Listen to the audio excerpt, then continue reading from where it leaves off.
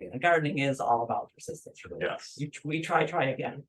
And it's always good that plants have such a world of it. I mentioned to you that I stuck a sweet potato that sprouted in our kitchen. I stuck it in the ground, anxious to see what it turned into. I put it in the ground one day, and 2 days later I looked at it, and it's my picture, not Steve's. I got the angle wrong, but I think you might be able to see that it has been dug up, not removed from its hole, but the hole opened up, soil pushed away, and somebody bit Bit it. and also apparently bit off the sprout that was coming up. Well, I covered it back up and said, just grow. I think you will still Do just what grow. you're gonna do. We'll see what's gonna happen here. And when I did, I noticed right next to the plant, this poison ivy seedling. Now I put that, this picture is taken 4 days after I put that tuber in the ground. And I know that seedling was not there. Yeah. That seedling would not gotten past Janet 4 No. days. I absolutely guarantee. I have great art. That's in 4 days. So great will to live, don't they? Yeah. And there's so much about gardening that's really about people and our personal connections. And we have some special things that came in this week. We don't usually say, we don't usually say to people, we know we've known you for a long time and happy birthday, because we don't do a lot about birthdays and we couldn't do everybody, but we do know a lot of your birthdays. And we do know about a lot of your personal things. Therese, who's moderating for us today, sent us this picture of her memorial tree for her dad. This weeping pea shrub. Weeping pea shrub died back. She had planted it in honor of her dad after he died, and it died back. So rather than get rid of it, she took it out of the ground, let it dry, and she's now put urethane on it. So she's preserved it and put it back into the garden where it was growing and put lights on it. So it's now a structure.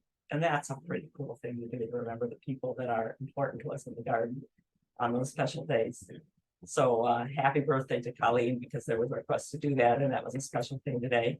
And go to the Tollgate open house coming up August 17th. If you haven't been to Tollgate, if you're in the Detroit, Southeast Michigan area, It's well worth a visit. you may not know about Meadowbrook, a 12-mile road, MSU's Tollgate Farm. Beautiful gardens there and great people. Yeah. What happened is these two came in, and a third email came in at the same time. And at that same time, being what do you call it? I honor the idea of, if you hear it 3 times, Yeah. if you hear it 3 times, it's probably something you should do about it. Well, there were 3 emails that came in together, and this one I didn't recognize the email address, but I looked at it and I think I'm just going to read this to you as well as I can. Hi, Janet and Stephen. I'm not sure if you remember me. My family lived at 90 Fernberry from 92 to 2004. My brother Jake's first job was working for you. You might remember my grandparents, Pat and Jack Kiesling, who lived at 80 Lord about 60 years.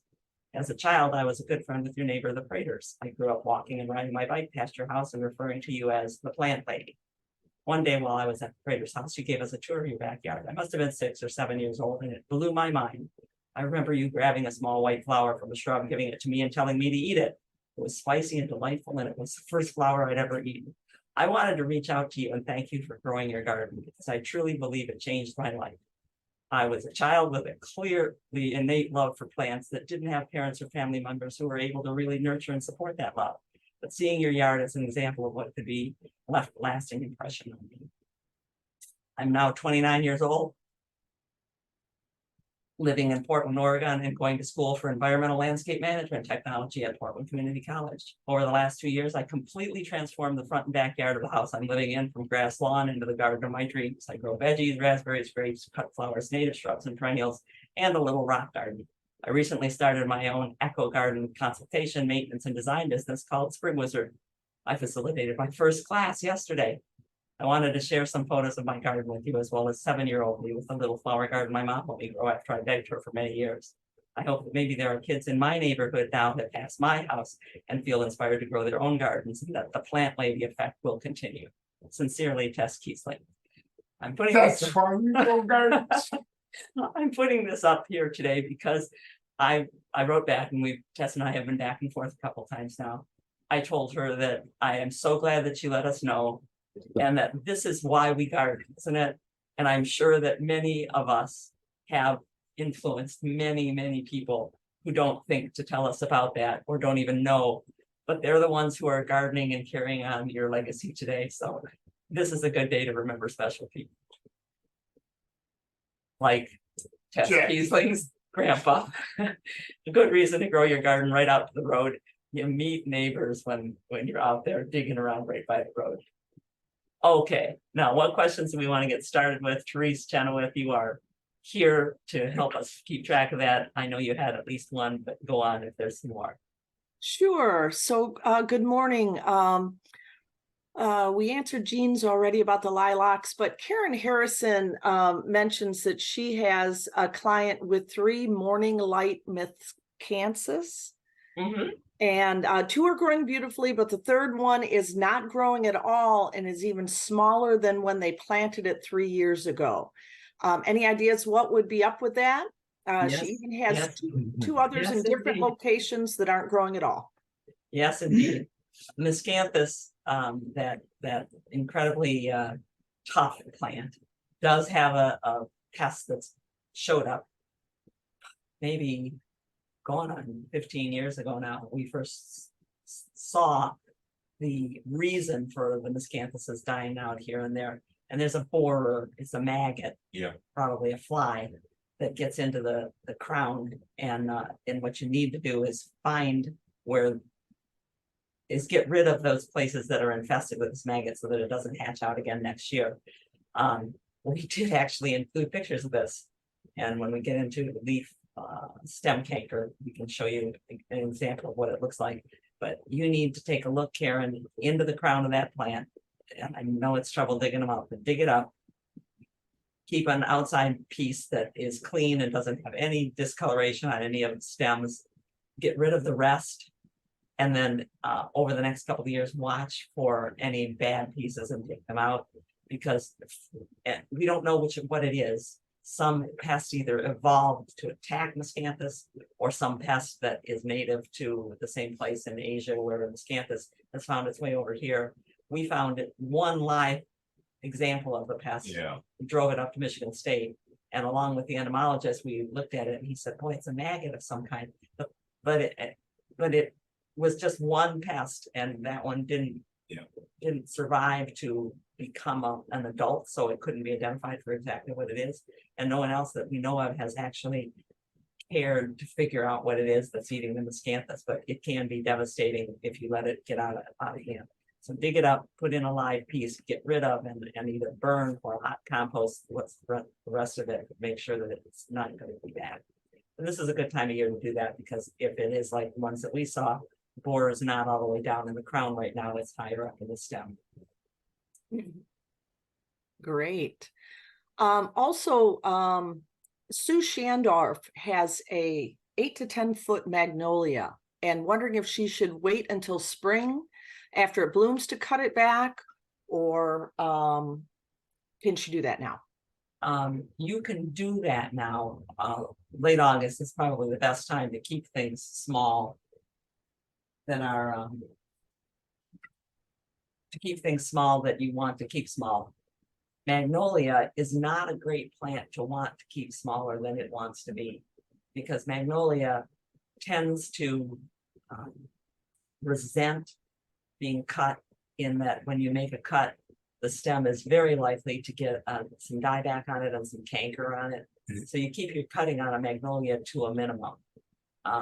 So I would do that right before it leaves out in the spring. I would cut it back to wherever I want to cut it back to. It might be a good idea to disinfect the cuts with some bleach water, or alcohol, rubbing alcohol or hydrogen peroxide. But keep it to a minimum. Don't plan on doing that regularly. We have time for another. I think we do. So Lori W is asking, she has a century maple. Inside leaves are curled and have streaks and eventually are falling off. The outside of the tree looks good, but what could be wrong and what can be done? She did try to send in a pic, but she got stung by ground hornets, so be careful. Okay. And this is, I'm sorry, I looked over my phone for some reason, just popped up chat. Gretchen has a chat, something in chat too. I hope that you can see it, Trace, because it popped up on my. Yes, yes, I do have Exactly. Gretchen. So which type of plant were we talking about? That has- Century maple. Century maple. Oh, okay, And then so the it's, inside leaves are and the inside leaves have streaks on streaks them. and dropping off. And are curled. So the rest of the tree looks good though. Yeah. Usually when a tree drops its older interior leaves. Or lower leaves, it's because there is a nutrient deficiency, and usually it's a nutrient that is mobile, like nitrogen. And so the plant takes the nitrogen out of the interior leaves and puts it into the new growth out of the tips. So it's possible that the plant has a problem getting enough nutrient, and so it's dying back in the middle. It's also possible, and you'll see when we show our different pictures of discolored leaves and problems, that the nutrient deficiency can be because there's a root deficiency. There can also be a problem with the roots, not a problem with the nutrients coming in, but with roots that can't get enough nutrients. So we would check the base, which makes us sound like a broken record, but 80% of the landscape problems are below ground. So check the roots first. And then give us a picture of what that interior leaf looks like. Yeah. So that we can do some research on it. Do we have any others for right now? Well, the message from Gretchen, she does mention that the Latin name for moonseed is, I'll try and get this right, it's Menisperonum canadense. Menispermum canadense, yes, which means moonseed. Oh, cool. Menispermum means the seed looks like a moon. And canadense means that it's native throughout the northern part of North America. So it's not native in Mexico, but it's native all over. Oh, that's right. In the material that we put up this week for the webinar, and I just put those two links back up again. One of them is an extension to the chat from last week, which included our looking into moonseed vine and that idea. Okay. And she also mentions that it is toxic, although birds may eat the fruit and not be affected. Right, And mammals can't eat the fruit.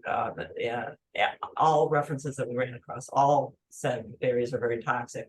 Many of the references pointed out that the roots, the leaves, and the stems are also toxic to mammals, so you're not going to find mammals browsing on it.